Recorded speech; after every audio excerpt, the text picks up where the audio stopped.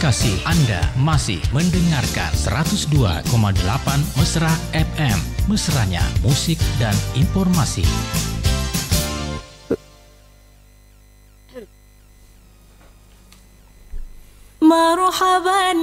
Assalamualaikum warahmatullahi wabarakatuh. Waalaikumsalam warahmatullahi wabarakatuh. Masya Allah kompaknya. Selamat sore Insan Mesra. Kembali lagi bersama kami, saya Suharsi, Bang Ude, Bang DJ dan Sikri dalam dialog sore Ramadan hari ini. Alhamdulillah hari ini adalah hari ke-8. Insya Allah sebentar malam adalah malam ke-9. Insan Mesra bisa berinteraksi bersama kami di media sosial Facebook Mesra Radio Parepare dan YouTube Radio Mesra Parepare.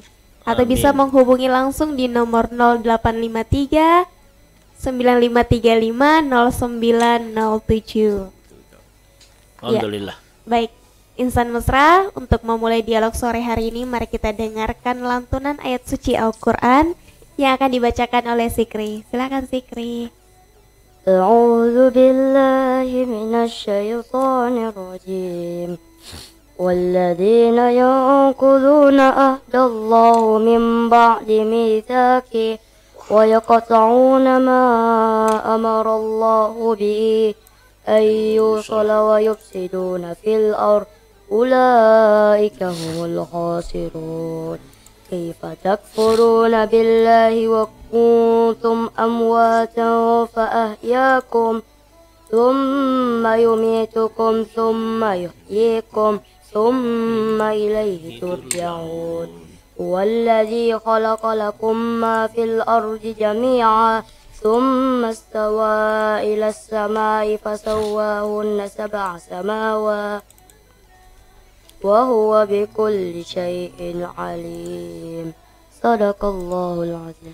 Masya Allah, terima kasih Fikri. Baik, langsung saja mari kita dengarkan ceramah dari Ustadz. Silakan Ustadz. Iya, baik. Sama Mesra di mana saja berada.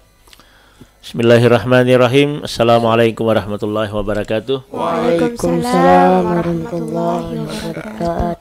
Alhamdulillah wa syukurillah wa la hawla wa la quwata illa billahil aliyil azim. Asyhadu an la ilaha illallah wahdahu la syarikalah wa asyhadu anna Muhammadan abduhu wa rasuluhu la nabiyya ba'da. Allahumma salli ala sayyidina Muhammadin wa ala alihi wa sahbihi ajma'in, amma ba'du.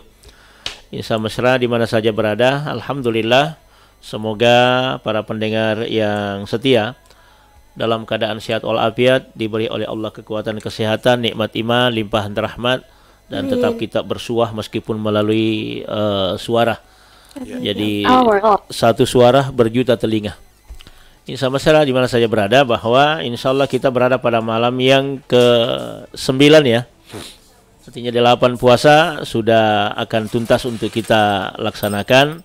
Semoga ini pahalanya, nilai ibadahnya sampai di sisi Allah Subhanahu wa taala, tak ada yang kurang satu apapun, dengan niat untuk memperoleh derajat takwa kepada Allah Subhanahu wa taala.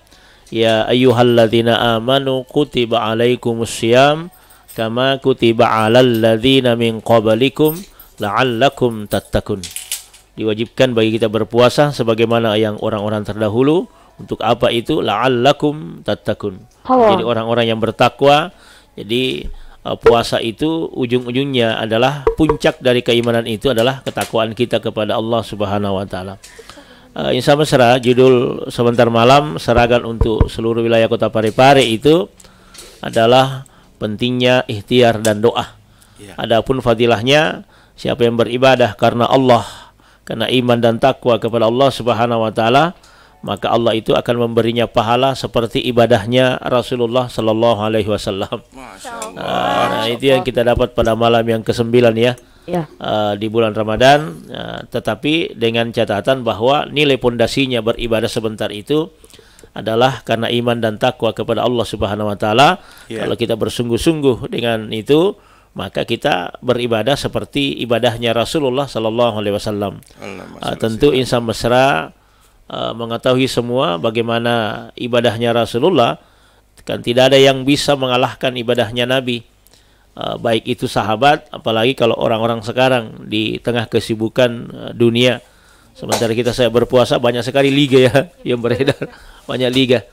Ada Liga Ramadan itu, ya ada Liga Ramadan, ada Liga Makanan, ada Liga 1. Tapi liga yang paling populer di Metro kemarin itu Liga Korupsi. Ada juga Liga Korupsi. Ada pendatang baru yang melejit nomor kedua. Iya, ada pendatang baru luar biasa.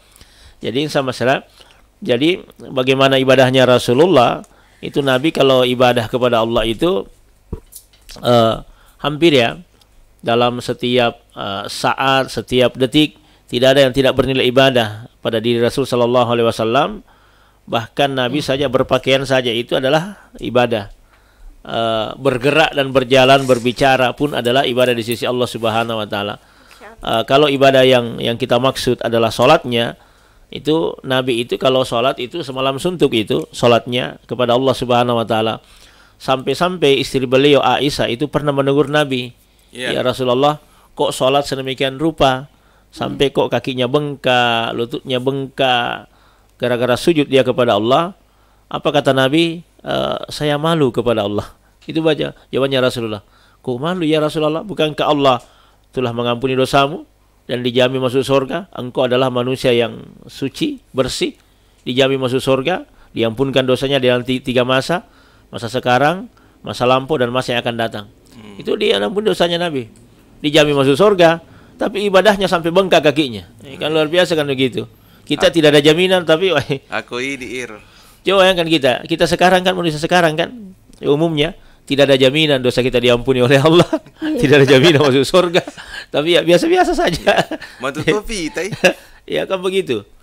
Padahal bagaimana kita mendapatkan nilai itu, ya tentu kan Nabi kan adalah contoh dan suri teladan kepada kita. Maka kita melihat bagaimana gerak dari Rasulullah, jangan kita mager ya, malas gerak, selalu itu ada supaya kita tetap konsisten untuk melaksanakan ibadah kita kepada Allah. Bukan banyaknya insan mesra, tetapi kontinunya ibadah itu.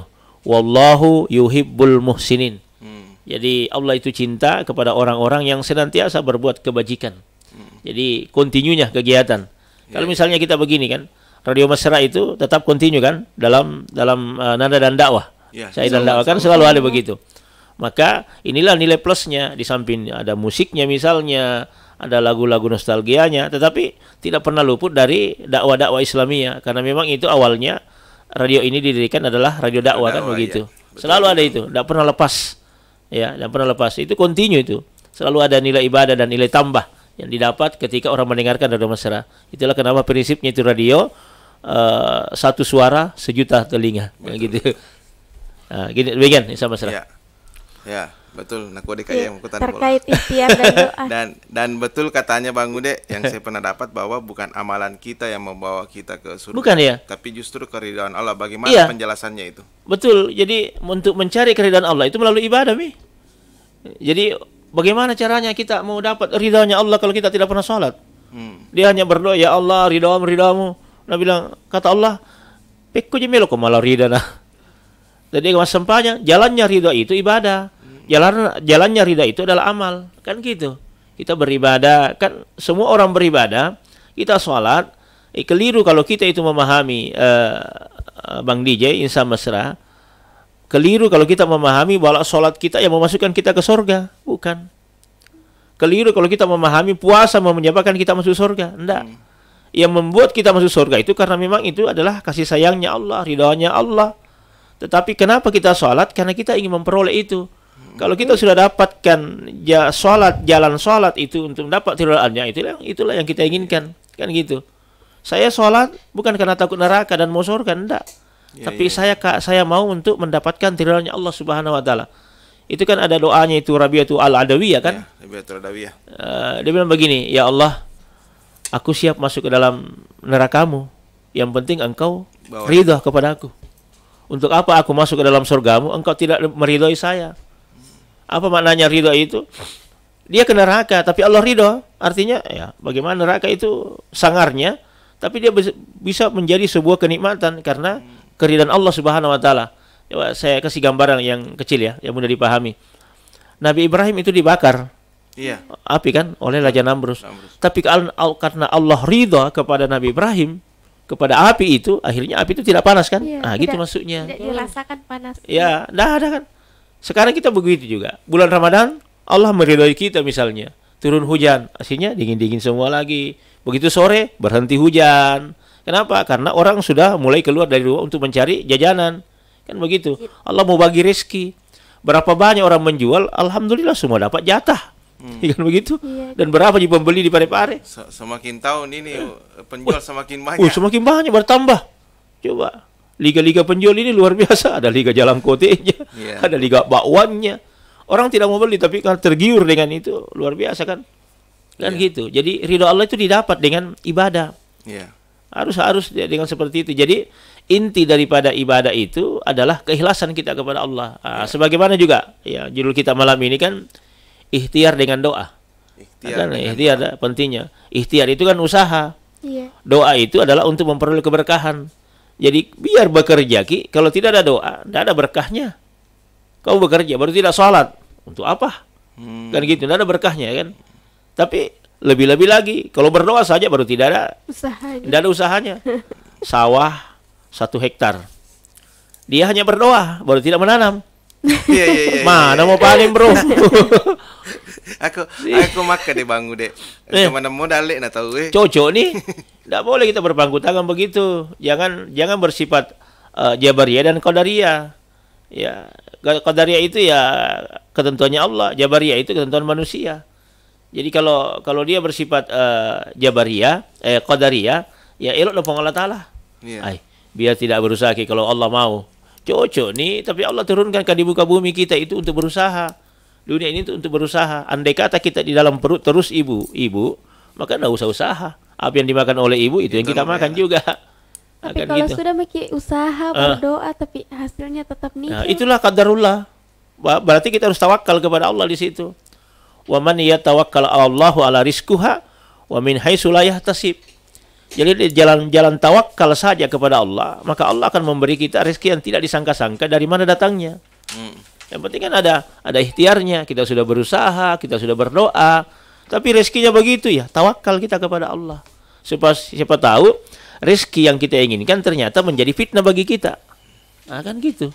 Jadi ada hal-hal yang kita kadang-kadang di luar dari nurul kita kan gitu. Jadi singkatnya itu kita harus berduit, Oh, doa, iya. usaha, ikhtiar dan Iya, tawakal. Wah, ini hari pejaman yang kali ini. Berduit ya, Gimana aku dengar di? berdoa, Doa, usaha, ikhtiar, ikhtiar, tawakal. dan tawakal ya Intinya berduit. Ya. duit. Wah, sengi 3D. Dale, doa jadi memang deking. sebenarnya tujuan kita, saya pernah mendengar juga begini Bang Ude. Tujuan kita beribadah itu bukan untuk surga dan neraka. Bukan. Tapi tujuan kita beribadah itu ridha Allah. Salah satunya adalah melihat Allah sendiri, dan ketika kita melihatnya itu kita sujud sampai 40.000 tahun tidak bangkit-bangkit karena kesyukuran kita. Gini, melihat Allah itu kita tidak bisa membayangkan dan tidak bisa memberikan makna bahwa melihat itu seperti apa yang kita pakai di dunia. Iya. Kan gitu. Makanya itu yang dijanjikan itu untuk melihat Allah hanyalah orang berpuasa. Iya. Pertama, orang yang berpuasa kata Nabi, ada 2 kegembiraan bagi orang berpuasa. Pertama, gembira saat berbuka. Iya. Tidak ada orang berpuasa itu insan mesra dalam keadaan berbuka dalam keadaan sedih. Pasti gembira. Saking gembiranya, ambil makanan sampai bumbung. Kadang anggota idek na buka, ya buke. Kedua, kegembiraan orang berpuasa adalah gembira ketika bertemu dengan Tuhannya. Nah, bertemu di sini maknanya sudah melihat Allah. Nah, ini yang dipersoalkan ulama kita. Bagaimana melihat Allah? Apakah mata yang kita pakai di dunia atau mata yang kita dipakai di akhirat itu beda. Tapi konteksnya melihat. Nah, sekarang kalau mata ini kan tidak bisa melihat hal-hal yang gaib. Iya. Kan gitu. Kalau ini mau dipakai di akhirat, berarti kita tidak mampu melihatnya. Nah, kan gitu. Tetapi jika Allah berkehendak, ya bisa saja. Kalau Allah berkehendak untuk memperlihatkan dirinya kepada manusia. Makanya itu ketika Isra Mi'raj saja ada riwayat yang menjelaskan ketika Nabi Musa, Rasul sallallahu alaihi wasallam ketika ditanya oleh istri beliau, ya Rasulullah, hal tara rabbaka ya Rasulullah? Apakah engkau melihat Allah? Apa kata Nabi? Lah, walakin nurun ala nur. Saya tidak melihatnya, tetapi saya hanya melihat cahaya yang begitu indah dan aku tidak bisa membayangkan bagaimana nikmatnya itu. Kayak gitu. Jadi dalam wujud bagaimana Rasul Shallallahu Alaihi Wasallam ini yang dipersilakan oleh ulama kita. Apakah Nabi melihat atau tidak? Sebagaimana dalil yang kita sampaikan tadi.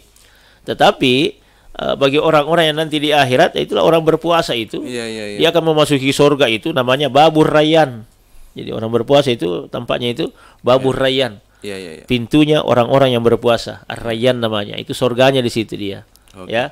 Dan itu mereka lah yang bisa melihat Allah ketika mereka berpuasa. Kenapa dijanjikan seperti itu? Karena perjuangannya melawan nafsu. Karena nafsu itu kan gini, sejarahnya puasa itu dulu ketika manusia diciptakan, makhluk yang namanya akal ditempatkan posisi yang tinggi di atas kepala kita ya. Kemudian ada hati, ada yang namanya nafsu ini kan terakhir baru dimasukkan dalam tubuh manusia sebagai pelengkap ya. Sebagai pelengkap. Ketika nafsu akan dimasukkan dalam tubuh manusia, itu nafsu membangkang, tidak mau tunduk kepada Tuhan. Apa kata Allah? Kamu mengaku enggak saya adalah Tuhanmu? Kata nafsu, tidak. Akhirnya nafsu itu diderah, dibakar selama 1000 tahun dalam nerakanya Allah. Ketika dibakar, dibangkitkan lagi, naik. Apakah nafsu kapok? Tidak. Belum tobat dia kepada Allah. Akhirnya dia dibekukan lagi selama 1000 tahun. Setelah dibekukan, dinaikkan, kemudian apa kata nafsu? Saya tidak mengaku engkau Tuhan saya. Dan ketika itu Allah murka lagi, maka Allah membenamkan lagi nafsu itu ke dalam nerakanya Allah, didera dengan lapar dan dahaga. Dia dikasih makan dan dikasih minum, pokoknya dikasih lapar lah dia, dikasih dahaga sampai 1000 tahun. Begitu sampai 1000 tahun, belum cukup 1000 tahun, itu nafsu sudah minta ampun kepada Allah. Ya Allah, aku mengaku engkau adalah Tuhanku, aku tobat ya Allah. Nah gitu. Akhirnya nafsu dinaikkan kembali, lalu ditempatkanlah dalam tubuh manusia. Jadi potensi kita kan di 3 ini. 1, otak, akal. Itu kan makhluk. Kemudian yang kedua adalah nafsu. Yang ketiga adalah hati. Nah ini potensi kita di sini. Nah nafsu ini bisa dikendalikan dengan puasa. Itulah kenapa Allah syariatkan puasa. Jadi bukan tanya belo-belo ye bandi je. Puasa wetang ini. Bukan. Kontrol. Nafsu itu dia lemah. Lemah itu nafsu kalau kita puasa. Coba kalau orang berpuasa tidak makan, tidak minum, lalu lihat cewek cantik, biasa saja. Biasa saja itu, tidak ada apa-apanya. Tapi coba kalau dia tidak puasa. Dia tidak puasa, tidak terkontrol itu. Jadi kontrol yang paling efektif adalah ibadah puasa. Ibadah puasa itu. Coba bayangkan itu. Nggak loyo kita, nggak bebas itu nafsu bergerak. Kenapa? Karena memang nafsu sudah mengaku, dia tahan. Nafsu tidak pernah tahan dengan lapar dan dahaga di sisi Allah Subhanahu Wa Taala. Tapi kenapa selalu mau marah-marah, Ustaz?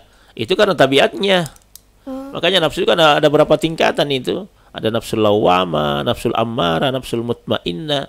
Yang bagus kan nafsul mutmainnahnya.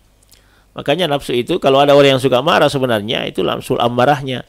Maka dia boleh saja disuruh berwudu karena wudu itu dari air. Kemudian air itu bisa mengalahkan api. Nafsu itu kan dari api. Api bisa padam karena air.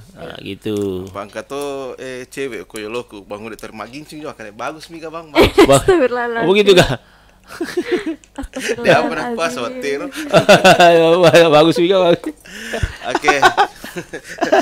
Kita ke pentingnya ikhtiar dan doa. Di sini ada 2 Bang Ude. Kenapa mesti kita ikhtiar dulu? Kalau dari judul ini, pembahasan judul ini. Ikhtiar dan doa. Kenapa bukan doa dulu? Milo doa harus diusahakan. Kita berusaha dulu. Untuk mau makan dan minum, kita harus usaha. Untuk masuk dalam surga memang harus ada usaha.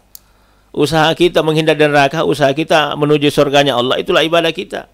Setelah kita beribadah, baru berdoa. Gerakan-gerakan ibadah dalam sholat itu kan usaha. Sementara sesudah sholat, kita berdoa kepada Allah. Meskipun ya, dalam term ibadah itu adalah doa. Sholat kan adalah doa. Makanya di dunia ini kan begitu kita lepas, begitu kita keluar dari perutnya ibu, kita dilahirkan, itu sudah ada ikhtiar kita di situ. Mana ikhtiarnya anak bayi? Yang menangis kalau dia lapar. Kan itu ikhtiarnya kan. Dia akan lapar begitu. Oh, ibunya sudah tahu, oh dia mau nendeng ini. Kita manusia begitu, tidak bisa makan kalau tidak ada usaha kita. Harus ada usaha. Nasi saja sudah ada di depan itu, untuk mengambilnya kan ada usaha. Maka memang didahulukan ikhtiar daripada yang namanya doa. Jadi kita berusaha dulu. Makanya Al-Quran itu memberi penjelasan kepada kita semua umat Islam, insan mesra di mana saja berada, bahwa Allah itu jauh lebih cinta kepada orang-orang yang mukmin yang rajin bekerja daripada orang-orang mukmin yang malas. Apa yang mau diambil kalau orang malas? Itu mau prinsip nah. Kamu dah lek nah. Dah. Betul ada rezekinya. Tomati lagi Pak Ustaz di dalam kibur lalina. Cocok. Seperti itu. Coba dah aja negeri bawah itu nak kebongi kok. Ya kan begitu. Kan itu namanya usaha manusia dan ada kewajiban kita kepada Allah dan kewajiban kita kepada manusia termasuk orang mati. Jadi kenapa didahulukan ikhtiar daripada doa? Doa itu usaha terakhir. Dia kedua hanya berharap kepada Allah. Dia hanya memohon kepada Allah untuk pekerjaan yang dilakukan adalah mudah-mudahan diberkahi. Makanya setiap acara itu biasanya, setiap acara terakhir itu adalah doa. Kan gitu. Acara bendera. Terakhir doa kan? Ya. Tapi di KPU biasa doa dulu. Doa dulu. Doa dulu itu kalaupun itu dimulai dengan doa dulu berarti ingin memperoleh keberkahan. Karena biasa, doa itu sekalian sambutan ketua KPU doa Tony. Karena doa itu gini, sama serah doa itu ad-du'a usilahul mu'minin wa jannatul kafir. Ad-du'a usilahul mu'minin ya. Doa itu adalah senjata bagi orang-orang mukmin. Wa imamuddin, dan dia adalah tiang agama. Kemudian wa nurus samawati wal ard, kemudian dia juga adalah cahaya bagi seluruh alam raya ini. Jadi dia adalah merupakan senjata yang paling ampuh dan sekaligus cahaya bagi langit dengan bumi. Itu doa kita. Oke. Sebelum lanjut, baca dulu Sikri supaya ketemu jamaah. Sapa-sapa dulu Sikri. Ada dia selindung ini. Hadir. Fitri Arianti. Fitri Arianti. Cinta. Assalamualaikum Desa Lainungan. Waalaikumsalam. Waalaikumsalam. Aldi bro di menyimak di channel manual. Pakon Ron Radio. Subhanallah. Aldi bro Pangapara Lembang ya. Ya, dan memang ada beberapa masjid dari informasi yang saya dapatkan Bang Ude, termasuk di Lenungang, termasuk di Supak juga ada beberapa. Saya kalau lewat ke Sidrap biasa dengarkan itu di Lenungan itu di kampung. Ini di belakang kantor desanya kalau tidak salah. Anda di Nurliasin ya, di pinggir jalan itu. Pinggir jalan itu sebelah kanan. Ya, sebelah kanan. Ya, termasuk di teman-teman di Masjid An-Nida juga mereka mendengarkan. Alhamdulillah. Terus kemudian di Masjid Nasdin kalau tidak salah itu daerah Lapak dia ada masjid di situ. Informasinya memang dia dari jam 4 katanya suka mendengarkan perbincangan kita ini. Oh, amin ya. Insyaallah. Oke, lanjut. Oke, apa lagi? Ada soal sih. Ke doa. Ikhtiar dengan doa. Ya, ikhtiar. Tadi kan ikhtiar sudah dibahas, jadi kita ke doa ini. Doa. Kalau doa itu gini.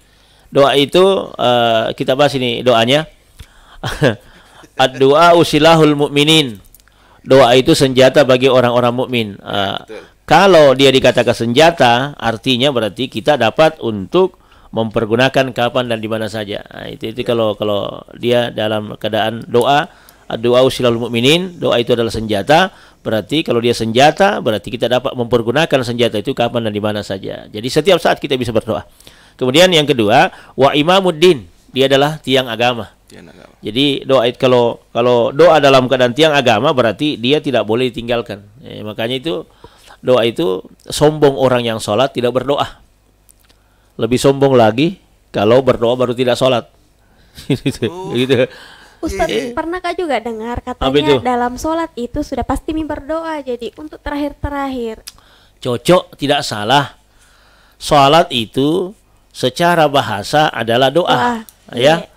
Tetapi sholat itu dalam segi istilah dimulai takbir dan diakhiri dengan salam. Adapun yang kita minta kepada Allah, ketika kita minta kita kepada Allah, ketika kita angkat kedua tangan, itulah permohonan kita kepada Allah. Kenapa kita begitu? Ya karena Allah yang menginginkan dan Allah memang yang menyuruh kita. Kalau bilang apa kata Allah? Ud'uni astajib lakum. Minta kepada aku, saya akan berikan. Makanya minta kepada manusia hina, tapi minta kepada Allah mulia. Jadi kalau mau jadi mulia, ya mintalah kepada Allah. Iya. Jangan minta kepada manusia. Kalau begini doanya, ya Allah, itu apa aku inginkan. Saya pernah informasi begitu. Sebenarnya kau tidak bisa berdoa. Allah itu sudah tahu apa yang kau inginkan. Bukan pasrah, lebih Allah mau kita memohon kepadanya dan berkata, cuma begini. Saya kasih gambaran. Wali kota sudah tahu keinginanmu apa, ada proposalmu. Toh? Sudah tahu kan? Dia tahu. Tetapi Pak Wali Kota mau engkau berhadapan dengan dia dan sampaikan, Pak, saya begini, tolong ditandatangani proposal saya seperti itu. Kita ikut mengajukan proposal kepada Allah, tuju kan? Iya. Wajib itu.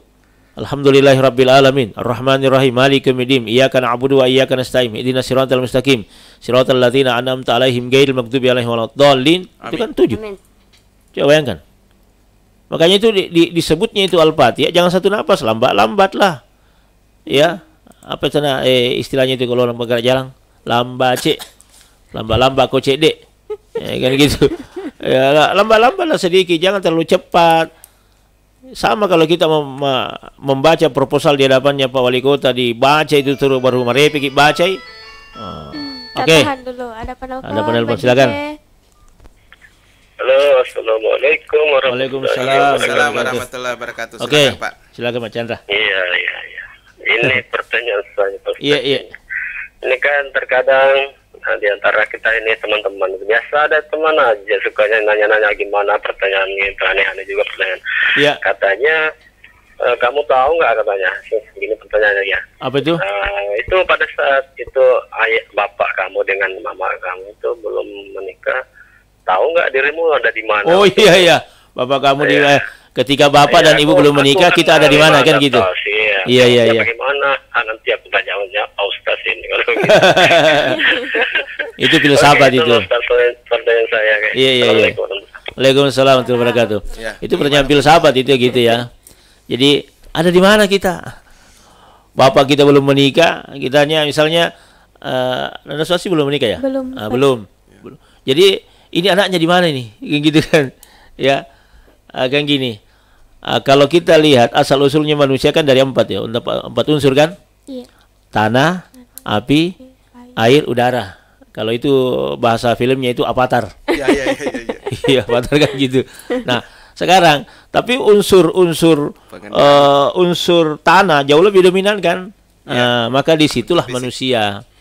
Pertama, kalau fisiknya itu dari tanah. Tapi dari ruhnya ada namanya alam ruh. Alam ruh ini nanti setelah terbentuk fisik ya dari segi air bercampur antara laki-laki dan perempuan ketika dia sudah menikah, maka tsumma khalaqna nutfatan 'alaqatan mudghah. Jadi di situ asalnya 40 hari jadi air, 40 hari jadi darah, 40 hari jadi daging. Nah, itu tuh fisik pembentukan dari tanah itu. Maksudnya dari tanah Ustaz bagaimana? Maksudnya dari tanah apa yang dimakan dan diminum oleh ibu dengan bapak itulah yang berproses.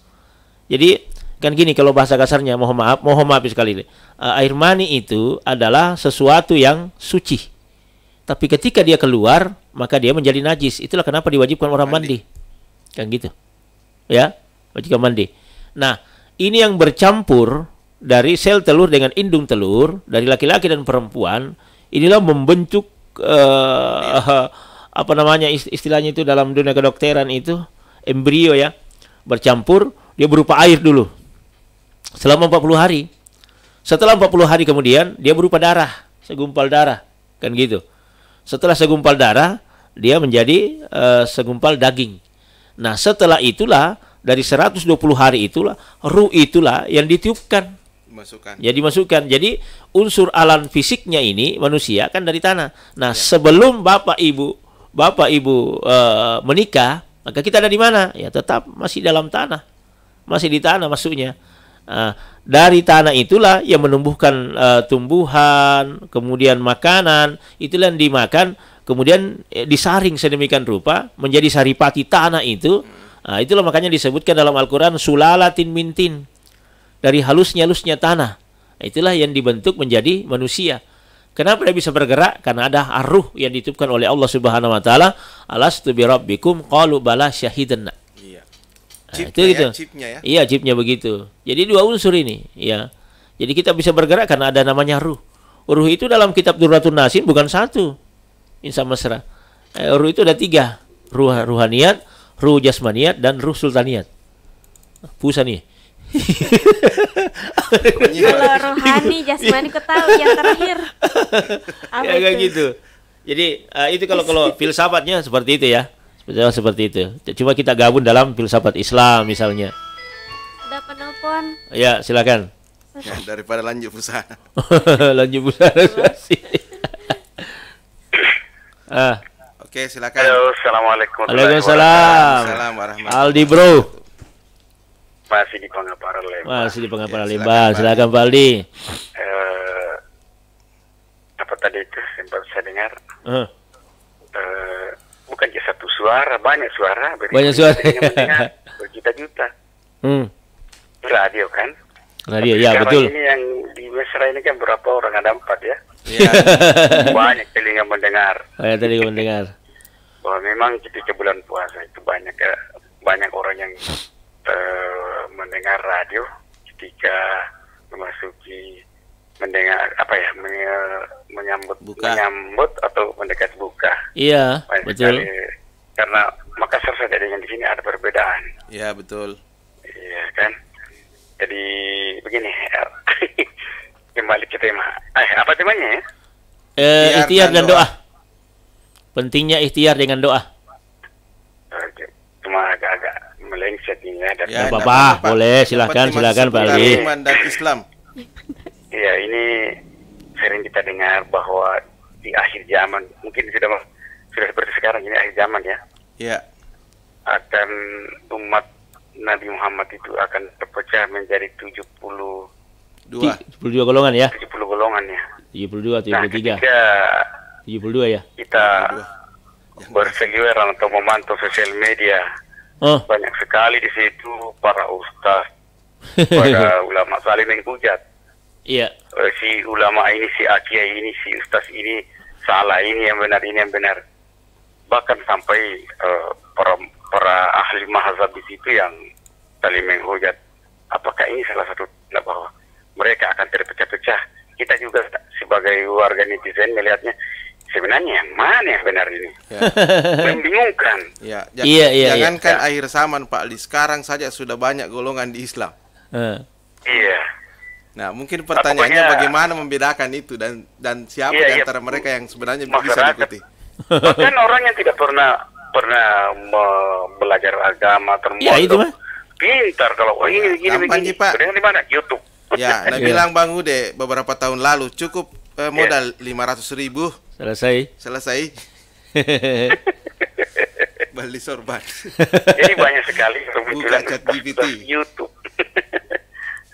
Ya seperti itu, bagaimana melihat hal seperti ini. Ya, oke, assalamualaikum warahmatullahi wabarakatuh. Waalaikumsalam warahmatullahi wabarakatuh. Ini juga penting Bang Ude. Apalagi kan dengan era keterbukaan media sosial ini sangat luar biasa. Betul. Terkadang ada ulama yang membenarkan sesuatu, di sisi lain ada lagi ulama yang menyalahkan, ada yang abu-abu. Nah, bagaimana caranya kita untuk membedakan sebenarnya yang mana kita harus ikuti? Iya.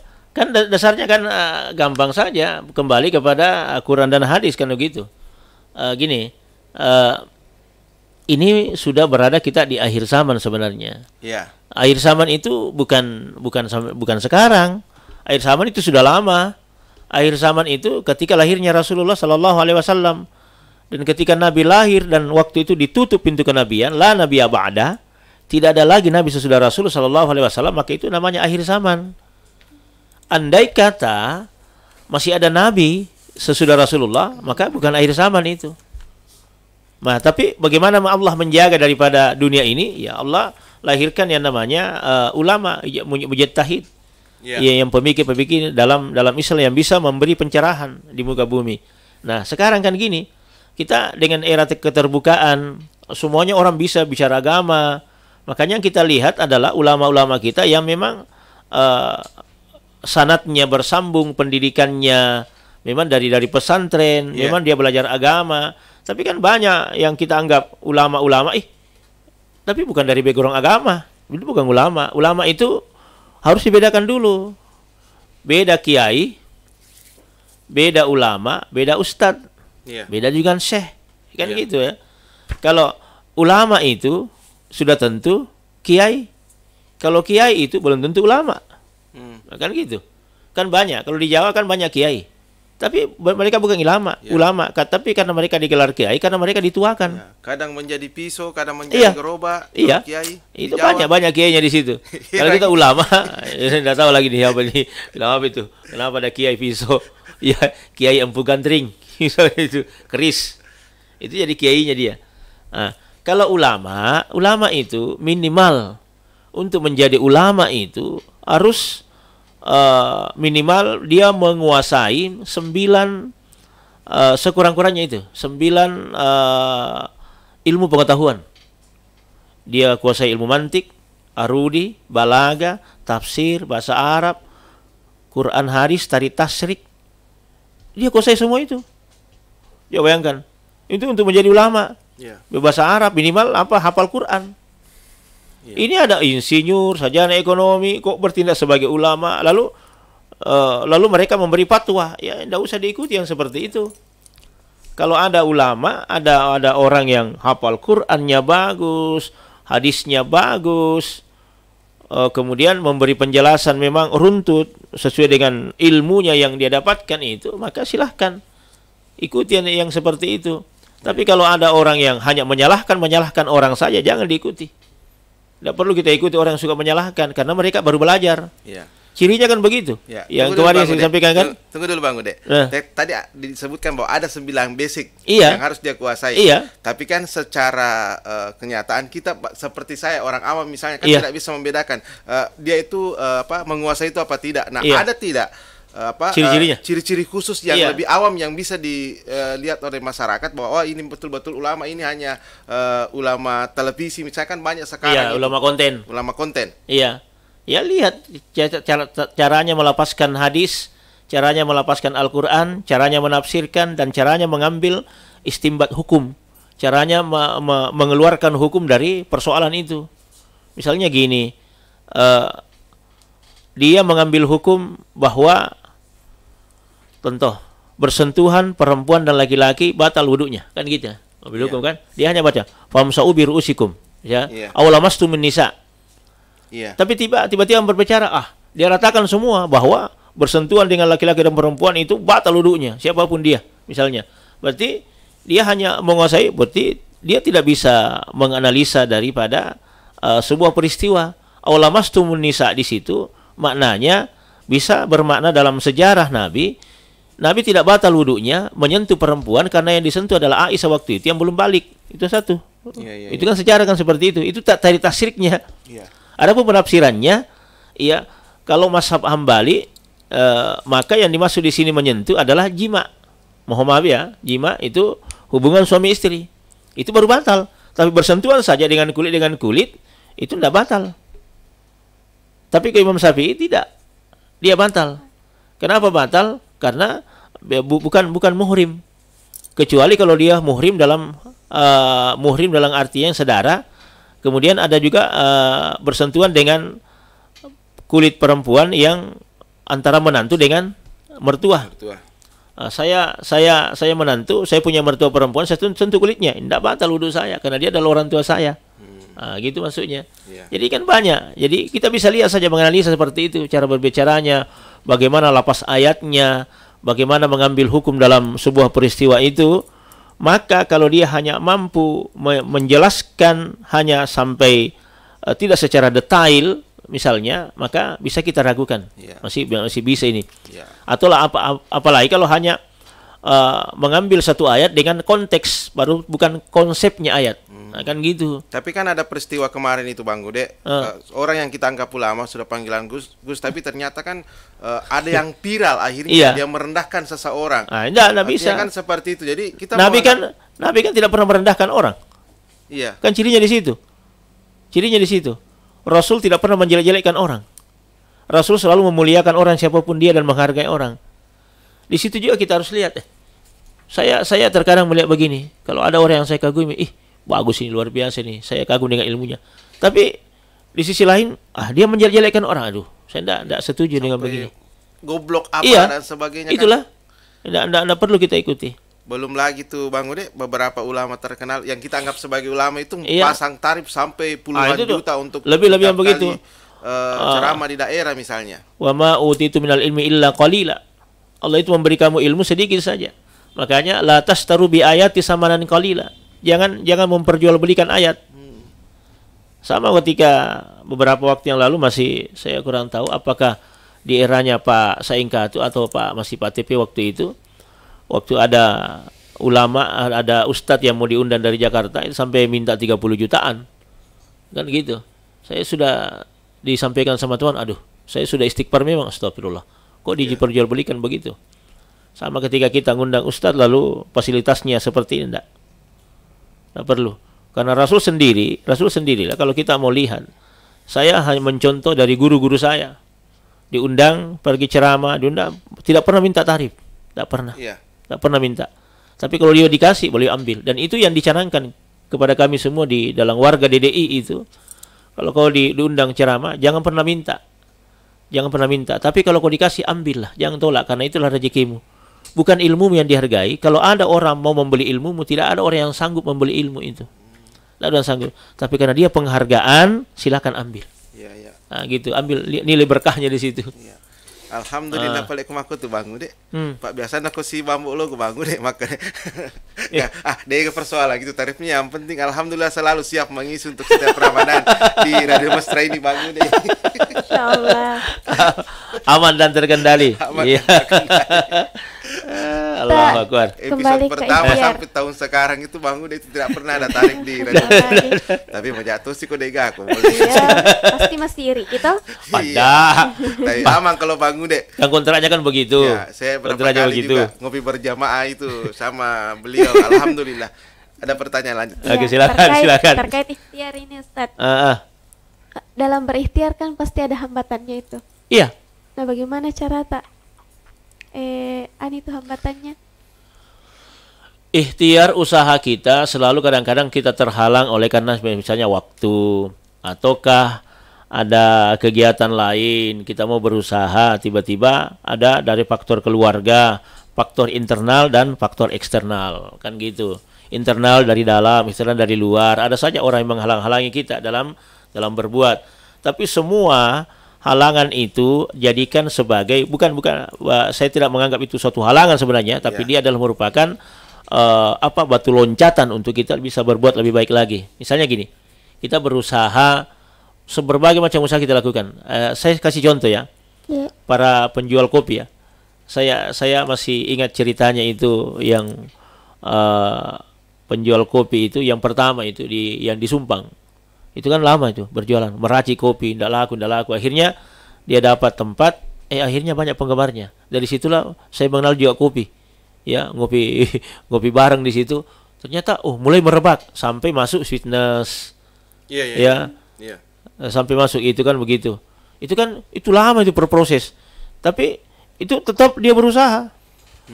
Dulu hanya laku 1 gelas, 2 gelas. Tapi tetap dia cari lagi. Jadi semua usaha kita lakukan sampai ada usaha yang membuat kita betah melakukan itu. Jadi jangan pernah putus asa dalam satu usaha. Dalam satu ikhtiar maksudnya. Jangan putus asa di situ. Saya menjual ini gagal. Cari yang lain. Siapa tahu nanti kita tidak cocok di situ, Allah kasih jalan cocok kita di sini. Berapa banyak orang-orang yang sukses itu karena kegagalannya yang berkali-kali, tapi dia jadikan cambuk dari kegagalan itu. Contoh ya, KFC. Ya, Kolonel Sandler. Kenal KFC kan? Suka makan ayamnya? KFC? Ya. Itu 109 kali masuk di restoran untuk menjual ayamnya, ditolak 109 kali. Lebih 50 tahun kayaknya. Coba bayangkan itu. Dia berjuang itu. Sampai sekarang seluruh dunia kenal KFC. Sekarang sudah ada Ricis lagi. Ada Hisana lagi. Sudah merebak. Ini semesta. Ya, itu usaha-usaha semua. Betul, ya, betul. Usaha semua yang seperti itu. Thomas Alva Edison menciptakan lampu, 91 kali melakukan percobaan. Iya. Jadi bukan usaha itu kalau gagal satu kali langsung berhenti. Enggak. Iya. Anda ini kena batu sandukan begitu tidak bisa bangkit lagi. Bagaimana? Sementara kita ini ditempa. Iya. Jadi orang yang berkali-kali jatuh kemudian bangkit, itulah orang yang hebat. Iya. Bukan orang yang hebat itu. Pada Sapoe, Bang Ude, Jack Ma, Steve Jobs, Mark Zuckerberg, mereka itu adalah orang-orang yang selalu gagal. Akhirnya sekarang dia bangkit kan? Bangkit. Lihat, tidak ada orang yang sukses satu kali saja itu. Tidak ada itu. Dia berkali-kali itu. Berkali-kali itu dia terus berjuang. Tapi tidak boleh ada kata putus asa. Karena putus asa itu dilarang oleh Allah Subhanahu wa taala. Allah tidak mau itu kalau ada orang putus asa. Dia selalu berusaha. Ada gak doa khususnya? Doanya ya tetap gini. Kalau kita mau misalnya Rabbana la tuzigh qulubana ba'da idh hadaytana wa hab lana min ladunka rahmat innaka antal wahhab. Itu doa untuk diberikan rezeki. Tapi jangan berdoa saja baru tidak berusaha. Enggak cocok itu. Ya. Anda berusaha dulu baru lapaskan doa ini. Ya Allah, mudahkan ini pekerjaan saya. Mudahkan urusan saya ya Allah. Nah, kalau saya kasih doa, bahasanya doanya itu kalau mau usaha apa yang kamu geluti, bacalah itu 40 hari 40 malam, jangan putus. Rabbana atina fid dunya hasanah, sampai di situ hasanah, sebutkan apa permintaanmu kepada Allah, satu saja. Rabbana atina fid dunya hasanah wa fi hasanah, ya Allah, usahaku, majukan usahaku ya Allah. Baru sudah menyebutnya itu baru sambung lagi kalimatnya wa fil akhirati hasanatan wa qina adzabannar. Nah, gitu. Doa selama itu 40 hari 40 malam dalam sujud terakhir dalam ibadah salat. Ya, dibaca dalam hati itu. Kalau Rabbana atina, lapaskan. Kalau mau meminta kepada Allah, sebutkan dalam hati. Oke. Gitu. Oke. Kita masuk ke doa ini Bang Ude. Tentukan ada adab, ada cara-cara yang kita lakukan untuk lebih mendekatkan supaya bisa diterima. Doa kita diterima kan? Salah satu unsurnya doa kita bisa diterima oleh Allah. Pertama, jangan makan dan minum yang haram. Kapan ada makan dan minum yang haram, lalu mengambil haknya orang, doa kita tertolak oleh Allah, tidak diterima, tidak sampai. Oke. Ada penelpon. Kira tadi. Halo, assalamualaikum. Halo. Salam. Oh, gimana nih? Pertanyaan biasa saja, Pak Ustaz. Oke. Luar biasa. Sebarang. Begini. Luar biasa. Semua kegiatan yang dilakukan laki-laki sudah dilakukan perempuan. Oke. Oh iya ya. Oke. Hanya laki-laki tidak bisa hamil ya. Oke.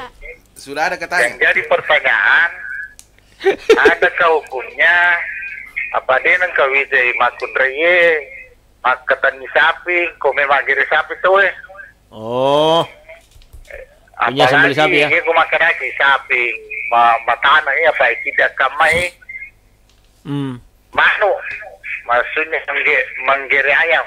Iya, potong ayam ya. Menyembelih. Menyembelih. Adakah hukumnya perempuan tidak bisa memegang itu ayam? Memegang? Apa dia mana kawitai makunre makatan di manu? Iya kan? Iya. Selama ini urani makatan di manu. Iya. Nah itu jadi besok lagi dilanjutkan Pak Ustaz. Oke. Mengenai perempuan. Salam. Waalaikumsalam warahmatullahi wabarakatuh. Jadi mitos sebenarnya berkembang kita di sini. Jangan kau lihat itu orang menyembelih ayam. Nanti kalau haid kok begitu juga. Itu kan mitos yang berkembang seperti itu. Ya, padahal tidak ada hubungannya sebenarnya. Perempuan boleh juga menyembelih sapi. Selama dalam hukum itu tidak ada laki-laki. Kan ini dibolehkan toh? Iya. Dibolehkan. Jadi kalau dia dibolehkan berarti dia bisa melihat darahnya. Kalau saya sih melihatnya lebih pada kengerian perempuan ngeri melihat itu. Lebih kita melihat dari segi peminimnya kan. Iya. Gitu perasaannya. Perempuan itu kan lebih banyak kan bermain kepada perasaan. Baper nanti yang ku kasihan sembelih ini mau dimakan ini. Minta nih darah tapi yang begitu kan. Ya, selama kalau dia mampu, kenapa tidak? Selama dalam kawasan itu perempuan semua, tidak ada laki-laki. Nah, kenapa laki-laki? Karena dianggap fisiknya lebih kuat. Nah, gitu. Itulah kenapa Nabi diutus adalah laki-laki, bukan perempuan. Berarti sebenarnya tidak ada masalah. Boleh saja, ya? boleh saja. Okay. Perempuan yang pegang ayam boleh, kalau memang bahkan menyembelih pun boleh. Sedangkan menyembelih saja boleh, apalagi memegangnya. Oke. Nah, gitu. Kembali ke pertanyaan saya Bang Ude tadi. Karena kita ada sedikit waktu ini. Yang pertama kan tadi jangan makan makanan yang haram. Terus yang kedua untuk doa. Doa ya. Usahakan hindari makanan dan minuman yang haram. Kemudian berdoa itu adalah memang betul-betul mengharap kepada Allah. Yakinlah doa kita diterima oleh Allah. Itu harus begitu. Kemudian hati harus suci. Kemudian sudah itu adabnya menghadap ke kiblat. Kemudian meminta dengan bahasa yang rendah hati. Nah, gitu. Kemudian sesudah itu sudah ada wudunya kan tadi, kemudian menghadap ke kiblat. Termasuk itu tadi adalah dengan bahasa yang rendah hati, tapi yang paling pokok adalah bagaimana hati kita bisa meliterasi hati kita. Itu dengan jangan pernah berburuk sangka, tetap berpositif thinking kepada Allah bahwa ya Allah. Kemudian ada yang paling penting, ini tangan digoyang-goyangkan begini. Ini sebagai signal. Dikasih goyang-goyang begini. Digetarin. Ini yang di tengah ya, digetar. Signal ya. Signalnya gini. Tapi aja makui. Ya, gini. Kasih goyang-goyang. Supaya sebagai signal untuk doa itu cepat datang. Gitu. Lanjutan Bang Ude. Waktu-waktu yang mustajab untuk berdoa. Waktu yang paling bagus antara dua khutbah. Jumat ya. Antara khutbah pertama dengan khutbah kedua. Ketika khatib duduk mau baca khutbah kedua, disitulah kita minta kepada Allah. Termasuk bagi perempuan ini mungkin kalau mendengarkan dia di rumah. Iya, boleh di rumah. Bisa juga dia kalau di masjid. Kalau tidak didengar Ustaz, bisa ke masjid saja. Bisa ke masjid. Waktu yang mustajab lagi waktu subuh. Bagus itu. Apalagi kalau habis sholat isyraq ya, paling bagus. Sholat isyraq itu duha pertama dimasuk itu. Waktunya syuruk. Sesudah sholat subuh jam 6 lewat sekian menit. Waktunya matahari mulai naik. Nah, disitulah kita masuk waktu syuruk atau isyraq. Itu waktu yang baik. Yang paling bagus lagi waktu-waktu yang mustajab untuk doa sepertiga malam atau di akhir malam menjelang fajar. Jadi makanya itu Nabi itu biasanya nanti setelah nanti beliau selesai salat tahajud itu saat menjelang salat subuh. Di situ paling bagus ya, antara jam 4 ke jam 5. Itu waktu-waktu mustajab di situ. Kalau untuk tempat-tempat berdoa yang iya jelas multasam, jelas di tanah haram, Masjid Nabawi paling mustajab itu paling bagus itu di Raudah, di taman-taman surganya Nabi itu. Di situ. Butuh biaya besar, ya menabung aja. Insya Allah kita sama-sama pergi ya. Kalau berdoa Ustaz, amin. Ada gak langkah apa itu? Doa apa? Misalkan apanya dulu dibaca, doa yang berbahasa Arab cuma 4. Selain itu bahasa Indonesia boleh. Bismillahirrahmanirrahim. Alhamdulillahirabbil alamin. Allahumma shalli ala Muhammad wa ala ali Muhammad. Selawat. Baru kita bersalah kepada Nabi, minta kepada Allah. Gitu. Bahasanya bebas ya, bahasanya kan 4 ya. A'udzubillahi minasyaitonirrajim. Bismillahirrahmanirrahim. Alhamdulillahirabbil alamin. Allahumma shalli ala Muhammad wa ala ali Muhammad. Sudah, minta kepada Allah. Mau bahasa patin jawab. Boleh. Ya. Penutupnya? Ya. Cukup itu Rabbana atina fid dunya, baru baca Al-Fatihah selesai. Ya. Bisa juga mungkin ditutup. Karena dia sudah cara menutup di satunya. Itu tuh di gesturku bahkan kenapa kalau siarangan itu wawancara di lapangan itu bagus sekali vokalnya. Itu. Kapan Ustaz? Bisa didengar itu kalau sudah ini ada wawancaranya. Ada wawancaranya tuh. Ustaz, bagus sekali vokalnya.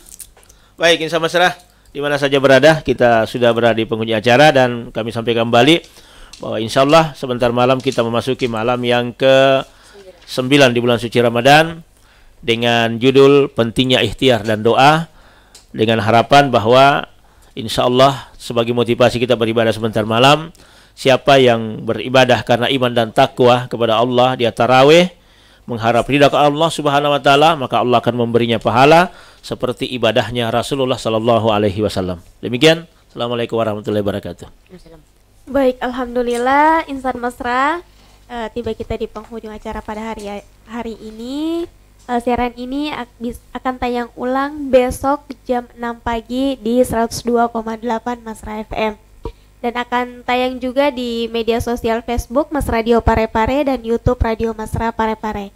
Insan Mesra, demikianlah dari kami, kurang dan lebihnya mohon dimaafkan. Saya Suharsi, Bang Ude, Bandi J dan Sikri pamit undur diri. Assalamualaikum warahmatullahi wabarakatuh. Waalaikumsalam warahmatullahi wabarakatuh. Terima kasih. Terima kasih Anda masih mendengarkan 102,8 Mesra FM. Mesranya musik dan informasi.